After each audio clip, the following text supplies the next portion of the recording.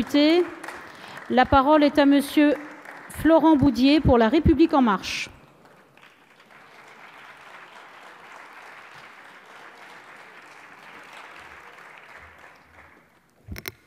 Madame la Présidente, Monsieur le Ministre d'État, Mesdames les Présidentes, Mesdames les rapporteurs, Mesdames et Messieurs les députés, parmi les interrogations adressées ces dernières semaines au gouvernement et à sa majorité, une question a paru dominer.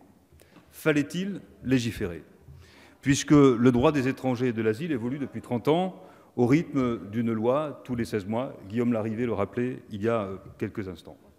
Mais je retourne volontiers la question. Nos difficultés face à l'accueil des migrants sont-elles à ce point maîtrisées que le premier devoir du gouvernement et de sa majorité serait de céder au charme du statu quo? Nous pensons au contraire que l'inaction serait irresponsable. Il faut légiférer quand des centaines de ressortissants vivent dans notre pays en état de précarité parce que nous mettons 14 mois pour traiter leur demande d'asile. Il faut légiférer quand la France peine à éloigner les personnes en situation irrégulière parce que certaines de nos règles ne sont pas opérationnelles. Et donc, nous légiférons parce que nous avons un objectif et qui se résume en quelques mots: garantir la soutenabilité du droit d'asile.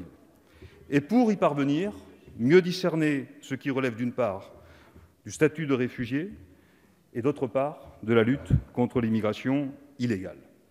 Le droit d'asile est un droit imprescriptible. C'est la conception française, ce sont nos engagements internationaux, et cela doit le rester.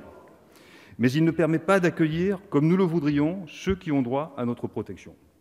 Il pénalise même les demandeurs de bonne foi, tout en rendant possible des dérives dont tentent de profiter les filières de l'immigration irrégulière. De même que, sous l'effet des exodes économiques, notre politique de l'asile est fortement pressurée par des demandes qui n'ont parfois aucune chance d'aboutir au statut de réfugié.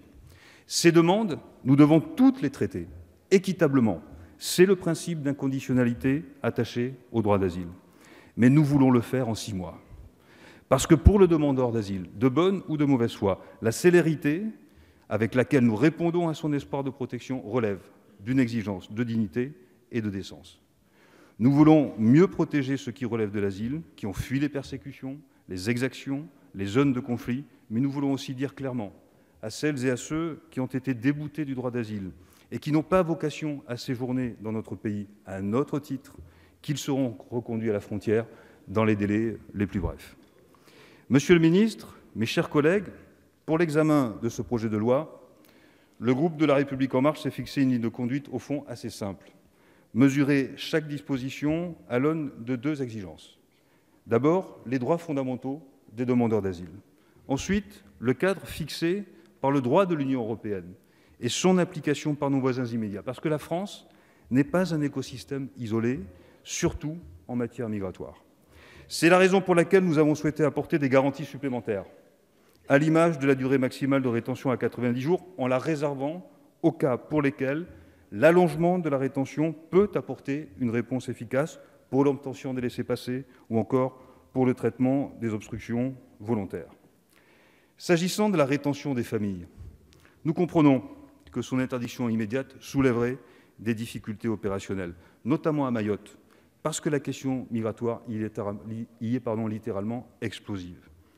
Mais nous avons 4 années pour agir, Monsieur le Ministre, et le groupe de La République En Marche vous fera, dès ces prochains mois, sur cette question sensible, plusieurs propositions à la fois de méthode et de fond. À la suite du rapport de notre collègue Aurélien Taché sur la politique d'intégration, plusieurs avancées seront proposées par notre groupe pour ouvrir le droit au travail des demandeurs d'asile à 6 mois, pour éviter les ruptures de droit pendant la phase de renouvellement des titres de séjour, pour renforcer le développement de l'apprentissage de la langue française. Et enfin, le groupe La République En Marche a souhaité revenir sur le débat qui entoure depuis plusieurs années le délit d'aide à la circulation et au séjour. Merci. Nous proposerons d'aller au-delà de la loi du 31 décembre 2012 pour exclure les actions humanitaires et désintéressées, tout en restant d'une fermeté totale à l'encontre des filières organisées et criminelles. Monsieur le ministre, mes chers collègues, c'est en prenant le projet de loi dans son ensemble qu'il convient d'en débattre. avec les enrichissements et les garanties apportées par notre groupe, en dialogue avec, bien sûr, le gouvernement, pour aboutir à un texte qui démontre, c'est notre conviction, qu'entre l'appel des uns à élever des murs et la tentation des autres à une ouverture sans condition, il y a la politique que nous entendons conduire. Merci, monsieur le député. La parole